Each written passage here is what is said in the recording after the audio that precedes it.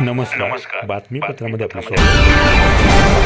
देश विदेशातील बातम्या. इस्रायल आणि इराण यांच्यामधील युद्ध आणखी भडकले जात असल्याने जगाचे लक्ष पुन्हा एकदा वेधलेले आहे. युक्रेनकडून जोखमीचे पाऊल उचलले जात आहे. आता जमिनीवरील माऱ्यात किती काळ युक्रेनचा टिकावा लागेल हे पाहायला लागेल.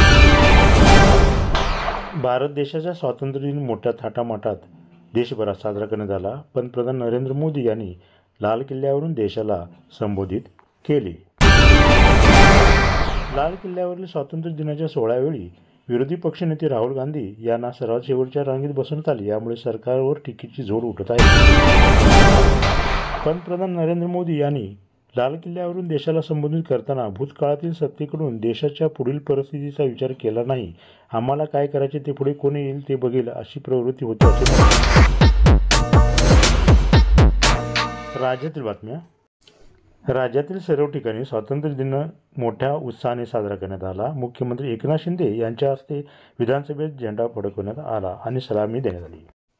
सीमावासियांवर होणाऱ्या अन्यायाविरोधात आवाज उठवण्यासाठी महाराष्ट्र एकीकरण समितीच्या वतीने उद्धव ठाकरे यांना विनंतीचे पत्र बेळगावला आलेल्या प्रवक्ते नितीन बावनकुळे पाटील यांच्याकडे देण्यात आले. ठाणे येथील महायुतीच्या नेत्यांनी घेतली विधानसभेच्या संदर्भात बैठकीत राज्यातील विधानसभा निवडणुकीच्या रणनीतीबाबत विशेष चर्चा करण्यात आली. मुख्यमंत्री एकनाथ शिंदे यांच्या निवासस्थान आवारात ध्वजारोहण प्रसंगी ध्वजाची दोर लवकर सुटली नाही. अखेर जवळच्या सुरक्षा रक्षकाने दोर ओढली आणि ध्वज फडकविण्यात आला. जालना जिल्ह्यातील बँक व्यवस्थापकाला स्वाभिमानी संघटनेच्या मयूर बोर्डे यांच्याकडून थप्पड. व्यवस्थापकाने विविध योजनांची कर्जे व पैसे देण्यासाठी टाळाटाळ करण्याचा आरोप. बँक व्यवस्थापनाने दिलेल्या तक्रारीवरून पोलिसात बोर्डे व सहकाऱ्यांना अटक करण्यात आली आहे. स्थानिक बातम्या. सिंधुदुर्गच्या जिल्हाधिकारी कार्यालयात मंत्री दीपक केसरकर यांच्या उपस्थितीत ध्वजारोहण करण्यात आला.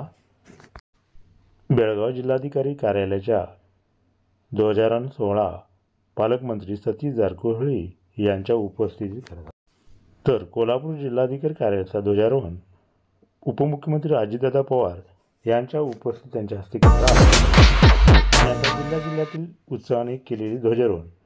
चंदगड तालुक्यातील कोरोज या ठिकाणी ध्वजारोहण. गडिंग्लज तालुक्यातील नूल येथील श्रीशिंगेश्वर मठामध्ये ध्वजारोहण. ग्रामपंचायत अडकूर तालुका चंदगड येथील ध्वजारोहण. पंचायत समिती चंदगड येथील ध्वजारोहण. यानंतर पंचायत समिती येथील हुतात्मा स्मारकात जाऊन अभिवादन करण्यात आले. ग्रामपंचायत काळकुंद्री तालुका चंदगड येथे ध्वजारोहण करण्यात आला. बेळगाव जिल्हाधिकारी कार्यालयात ध्वजारोहण आणि मानवंदना देण्यात आली. धन्यवाद.